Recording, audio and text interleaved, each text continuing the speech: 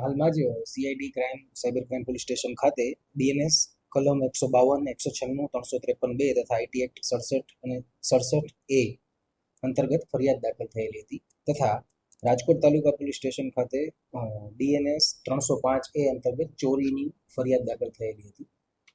જે બાબતે રાજકોટ શહેરના મહેરબાન પોલીસ કમિશનર શ્રી બ્રજેશકુમાર ઝા સાહેબ તથા એડિશનલ કમિશનર શ્રી ચૈતન્ય માંડલિક સાહેબ ની સૂચના હતી કે આરોપીને તાત્કાલિક પકડવામાં આવે. આ અંતર્ગત ડીસીપી શ્રી ક્રાઇમ જગદીશ બાંગરવા સાહેબના સતત અને સક્રિય માર્ગદર્શન હેઠળ સાયબર ક્રાઇમ પોલીસની પીઆઈ શ્રી જેમ કૈલાનાઓના નેતૃત્વમાં ટીમ બનાવવામાં આવી અને આરોપીની ટેકનિકલ અને હ્યુમન રિસોર્સિસના માધ્યમથી તપાસ કરવામાં આવી. આ તપાસ દરમિયાન ટેકનિકલ સોર્સિસનો યુઝ કરતા આરોપીની ધરપકડ કરવામાં આવી અને ત્યારબાદ તેના વિરુદ્ધની કાયદેસરની કાર્યવાહી કરવામાં આવી. આરોપીનું નામ આસિફ હનીફભાઈ કુંઠા છે, જે 20 વર્ષનો છે અને તેની ધરપકડ હૈદરાબાદ ખાતેથી કરવામાં આવી. હાલ તે અંગે ડિટેલ્ડ ઇન્ટરોગેશન ચાલુ છે, જે આગળની તપાસમાં ખુલશે તે જણાવવામાં આવશે.